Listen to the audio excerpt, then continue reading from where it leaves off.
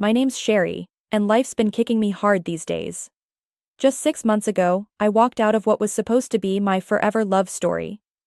Add to that my grandma losing herself to dementia, and it feels like the walls are closing in on me. I was at my job at the local library, trying to focus on reshelving books, but my mind was miles away with Grandma. That's when my best friend Jess walked in. Her face all scrunched up with worry. The way it does when she's about to give me a piece of her mind. "Sherry, you look like hell," Jess stated bluntly, her hands on her hips. "Thanks, Jess. You always know how to cheer me up," I replied, the sarcasm dripping from every word. "No, seriously, Sherry, this ain't healthy. You need help, someone professional to talk to," she insisted, her gaze softening. I knew she was right. The sleepless nights and constant anxiety were wearing me down. "So maybe you're right. Do you know anyone?" I asked. She nodded eagerly. "Dr. Fisher, I've heard he's good with cases like yours. I'll text you his details." I wasn't sure about spilling my guts to a stranger, but something had to give. The very next day, I found myself sitting in Dr. Fisher's office.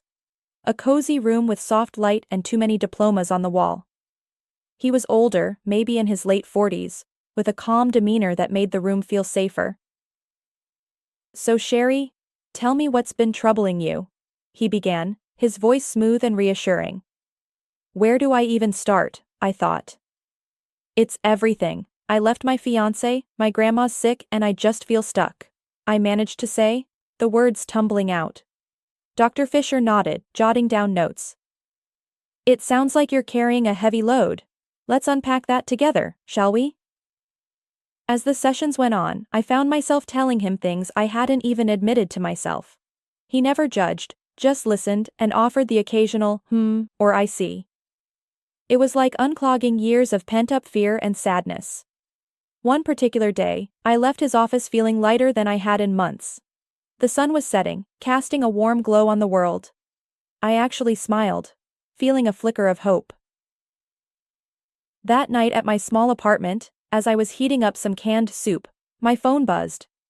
It was a message from Dr. Fisher, something about a follow-up appointment. I stared at the screen for a long moment. This guy was becoming my lifeline, and part of me hated that I needed him so much. The days turned into weeks, and before I knew it, 2 years had passed since I first stepped into Dr. Fisher's office. I started feeling like I could breathe again, without a boulder pressing on my chest. I even managed to laugh genuinely at a joke Jess made. It was during one of these lighter moments that my phone rang. It was an unknown number, but I picked it up anyway. "Hello Sherry, it's Dr. Fisher," the voice on the other end said. I was taken aback. "Dr. Fisher, is everything okay?" I asked, a hint of worry creeping into my voice. Yes, everything's fine. I was calling to discuss your progress and perhaps extend an invitation," he said, a nervous chuckle following his words. "An invitation?" I echoed, curiosity piqued. "Yes, I thought perhaps we could meet for a coffee outside the office. You've made tremendous progress, and I think it might be beneficial to see things from a new perspective," he suggested. I paused, chewing my lip. This was uncharted territory. "Isn't that like against some rule or something?" I finally asked. There was a brief silence. "Well, you're not my patient anymore. I thought it might be nice to catch up in a more relaxed setting," he replied. Something about the way he said it made me agree. "Okay, sure. Coffee sounds nice," I said, trying to ignore the flutter in my stomach. We met at a local cafe the following Saturday. It was weird seeing him outside the office, in jeans and a casual shirt. He looked normal, almost like a different person. "You look well, Sherry," he said as he greeted me with a warm smile. "Thanks, Dr. Fisher, I feel better too," I replied, tucking a loose strand of hair behind my ear. "Please call me Robert. We're not in the office now," he said with a light laugh. I nodded, feeling a bit awkward. "Okay, Robert." The conversation flowed surprisingly easily. We talked about everything and nothing. He told me about his love for hiking and how he always wanted to visit the Grand Canyon. I shared my newfound love for painting, a hobby I took up as a form of therapy. As we sipped our coffee, he leaned in, his eyes serious but kind. Sherry, I've seen you grow and overcome so much. You're incredibly strong, you know that? He said. I blushed, unaccustomed to such direct praise. Thanks, I guess. I had a good therapist, I replied with a small smile. Well, I can't take all the credit. You did the hard work, he said. The cafe began to empty as we continued talking, oblivious to the time passing. It was only when the waiter came to clean up that we realized hours had flown by. Guess we better head out, I said, feeling a twinge of disappointment. Robert stood up, offering a hand to help me up. Sherry, I've enjoyed this more than I thought. Would you be interested in doing this again? Maybe dinner next time. I hesitated. A mix of excitement and caution swirling inside me. But looking into his sincere eyes, I found myself nodding. Yeah, dinner sounds great. The initial charm of our dinners and casual meetups quickly turned into a full-blown romance. Before I knew it, Robert and I were inseparable. He was attentive, caring, and always there to lend a hand, especially with Grandma's situation. I thought I'd hit the jackpot, that my life was finally taking a turn for the better. But after the wedding, the man I married started to change. Or maybe his true colors began to show. It started subtly. He made comments about my friends, saying things like, "You're better off without them," or, "They don't really care about you." At first I brushed it off as overprotectiveness, but then it got worse. He became possessive, needing to know where I was every minute of the day. His control seeped into every aspect of my life. He insisted. I quit my job, saying he didn't want me to stress about work. You don't need to work. I can provide everything. Trust me, Sherry, he'd say, his voice firm. But it wasn't about the money. It was about freedom, about having something that was just mine. Yet I found myself nodding along, resigning from my job, and becoming entirely dependent on him. That was his plan all along. Then came the isolation. He'd check my phone, monitor my calls and texts. Who are you talking to? Why are you laughing? Tell me, he'd demand. His eyes wild with an unsettling intensity. It's just Jess, you know her, I'd stutter out, feeling like a child caught in a lie. Jess, huh? She's no good for you. I don't want you talking to her anymore, he'd say. It was insane. I felt like I was losing my mind. One day, I couldn't take it anymore. I confronted him, my voice shaking but loud. I can't do this, Robert. I can't live like you're my warden. I need my life back, I said. He just laughed, a cold, heartless sound that echoed through the house. Your life, Sherry? Your life is with me now. And if you even think about leaving. What about your grandmother? Without me, she's back on the streets. Remember that, he'd say. I was trapped. Every time I thought about standing up to him, about leaving, the image of my sweet, confused grandma being thrown out of the care facility would stop me dead in my tracks. I was caught in a web of his making, every move calculated to keep me under his thumb. Nights became my only solace, the only time I could cry without fear of reprimand. I'd lay in bed, the man I thought I loved snoring next to me, and wonder how I got here. How did the charming, caring man I married turn into this monster? I realized too late that the signs were there from the beginning. His need for control, his dismissal of my friends, his insistence on me quitting my job. I was blinded by the need for love, for someone to care. And now, I was paying the price. I had to do something, anything. I couldn't live like this, not really living at all. But every time I thought about acting, his threats against my grandmother would paralyze me. It was a vicious cycle of fear, control, and utter hopelessness, and I had no idea how to break free. After months of being under Robert's thumb, I felt like I was fading away, becoming a ghost in my own life. The vibrant, independent woman I once was, had been replaced by a shadow. Flinching at the sound of his voice, jumping at the slam of a door. The house felt like a prison. And Robert was the warden. His rules, the chains, binding me. One evening, as we sat in what was supposed to be our cozy living room, the tension was particularly thick. I was on edge, trying to appear small, invisible. But he was like a storm brewing and ready to burst. "Why don't you ever look at me when I talk to you?" Robert snapped suddenly, his eyes narrow slits. I'm sorry, I was just thinking about something." I stammered. "Always thinking, always in your head. You're here with me. Remember that.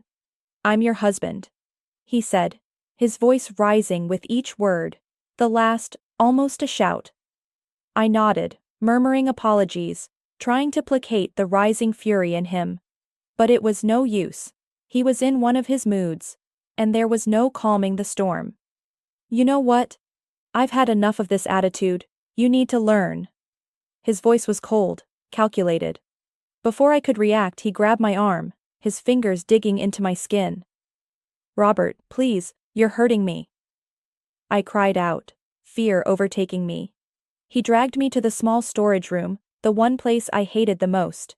It was dark, windowless, a tiny box of a room. "Maybe sometime in the dark, we'll teach you to appreciate what you have," he hissed, pushing me inside. I stumbled, falling to the cold floor as he slammed the door shut, plunging the room into complete darkness. My heart raced, panic clawing at my throat. I've always been terrified of the dark, a fear I once shared with him, back when I thought he cared. "Robert, please let me out. I'm scared of the dark, remember?" I shouted, my voice cracking. His laughter was the last thing I heard before his footsteps faded away. There I was, alone in the dark, the weight of my situation crushing me. I curled up in a corner, my body shaking with sobs. Time passed. I don't know how long. It felt like an eternity. Every creak and whisper of the house made me jump, my imagination conjuring monsters in the shadows. But the real monster was just outside the door, the man I had married. Finally, the door creaked open, a sliver of light cutting through the darkness. "Have we learned our lesson?" Robert's voice dripped with mockery. I couldn't speak, couldn't look at him, I just nodded. Anything to get out of that room.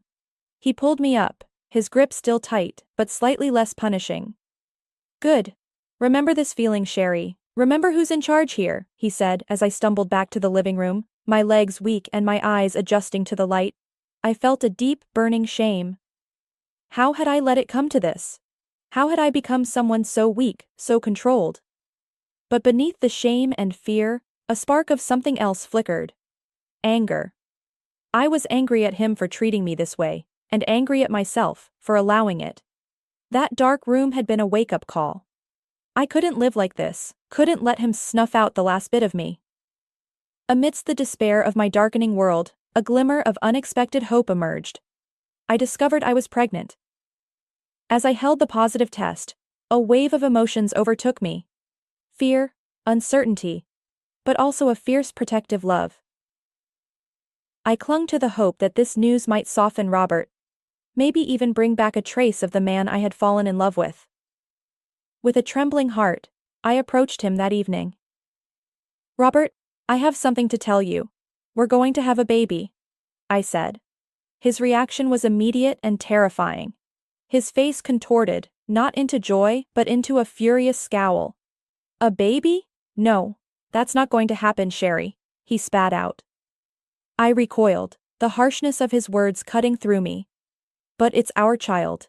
Maybe this can change things, make them better," I pleaded. He was unyielding. "No, Sherry, it's going to change nothing. You're going to get rid of it," he demanded. I felt a surge of defiance against his cruel demand. "No, I won't do that. This child is part of me," I said. In a rage, he grabbed my arm, his fingers pressing into my flesh painfully. "You don't understand, do you? You're mine. Everything you have is mine. Your fears, your body, your future," he said. I struggled, but he was too strong. "Robert, please let me go," I begged. Instead of relenting, he dragged me to a small locked room in the back of our house, a place he knew I avoided at all costs. The room was dark, damp, and crawling with spiders. My deepest, most paralyzing fear. With a shove, I was inside, the door slamming shut behind me, the sound of the lock clicking like a death knell. My heart raced, and I could hear the skittering of spiders in the darkness. I was trapped, the small space closing in on me, the creeping terror of the spiders consuming me. "Let's see how long your maternal instincts last now," he taunted from the other side of the door. I screamed, pounded on the door, but it was useless. The hours stretched on in that dark, horrifying space. My mind raced with fear for myself and my unborn child. How could I bring a life into this nightmare? Eventually the door opened, and Robert's silhouette filled the doorway, a smirk on his face. "Well, have you thought it over? Will you get rid of the problem now?" he asked. Weak, terrified, but resolute, I whispered through my tears, "No." That defiance cost me dearly. He left me there longer, the spiders my only company. The last thing I remember is falling to the floor and fainting. Waking up in the sterile white of the hospital room, I was momentarily disoriented. Memories flooded back. Robert, the spiders, the darkness, and a shudder rippled through me. But amidst the fear, a new sensation bubbled within me, the fierce protective love for the tiny life growing inside me. I knew I had to act, not just for me, but for my unborn child. As soon as I was alone, I carefully pulled out the phone I had hidden away and dialed my cousin Mark, who worked in the FBI. His voice was a lifeline as I whispered my situation, each word a mixture of fear and hope. "Mark, it's Sherry. I need help, it's Robert," I said, my voice breaking. "Sherry, slow down, tell me everything," Mark said, his voice calm and steady. I recounted everything, each word lifting a bit of the weight off my shoulders. "Sherry, listen to me, I'm going to help you. We're going to get you out of there, but you need to be strong a little longer. Can you do that?" he asked. I nodded into the phone, a silent promise to myself and my baby. "I can, Mark. I have to," I said. "Good. I'm going to make some calls. We'll act fast. Just hang tight and don't do anything to arouse his suspicion," he instructed. I agreed, the plan forming a fragile lifeline in the chaos. The rest of my hospital stay was a blur of doctors and whispered phone calls, each moment stretching into eternity as I awaited my release. When the day finally came to return home, a heavy dread settled over me. The house that once promised love and safety now loomed like a monster, its walls surely echoing with the screams and tears of the past months. Robert was waiting, his presence filling the room like a dark cloud. I braced myself for the confrontation, the culmination of all the fear and resolve that had been building inside me. "Sherry," Robert began, his voice eerily calm. "You're back. How was the hospital?" I kept my voice steady, masking the storm of emotions within. "It was fine. I'm feeling better," I lied, meeting his gaze with a faint calmness. He circled around me like a shark sensing blood in the water. Good, because we need to talk about the situation." His eyes flicked down to my still flat stomach, a sneer curling his lips. I clenched my fists, feeling the baby stir within me. "There's nothing to talk about. I've made my decision." Robert's face twisted into a mask of fury. "Your decision? You think you have a choice here?" I swallowed hard, standing my ground. "Yes, I do. This is my body, my child. I won't let you control me anymore." His laugh was cold, devoid of any real humor. "Oh, Sherry, you never learn, do you? I always have control, always." But this time was different. I had a plan, a lifeline. I just needed to bide my time, play along until I could make my escape. "I'm tired, Robert. I'm going to bed," I said, turning to leave the room. He grabbed my arm, his grip like iron. "You're not going anywhere until we settle this." That's when the front door burst open, the sound echoing like a gunshot through the house. Police officers streamed in, their badges glinting, their faces set in grim determination. "Robert Pfizer, "You're under arrest for the abuse and unlawful imprisonment of Sherry Pfizer," one of the officers announced, his voice cutting through the tension like a knife. Robert's face went white, his grip on my arm loosening in shock.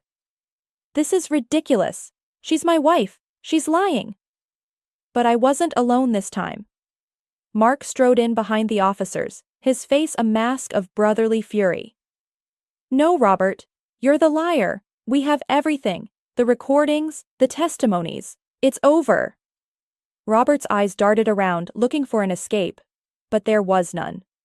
The officers handcuffed him, reading his rights as he continued to splutter denials and threats as they led him away. His eyes met mine one last time, a mixture of disbelief and rage. But I didn't cower this time. I met his gaze squarely, the fear inside me replaced by a burning sense of justice. After the chaos had died down, Mark came over to me, his expression softening. "Sherry, are you okay?" I nodded, feeling the tears well up. Yes, I think so. "Thank you, Mark. Thank you for everything." He hugged me tightly. A protective, brotherly embrace. "Always, Sherry, always." The house felt eerily quiet after they left, the shadow of Robert's presence still lingering in the corners. But as I sat there alone, yet free, I felt a sense of peace I hadn't known in years. The confrontation had been terrifying, but it was the first step towards a new life for me and my child. The world seemed brighter, the air fresher as I stepped into my new life. The chains of fear and control were finally broken, leaving behind a path paved with hope and the promise of a new beginning.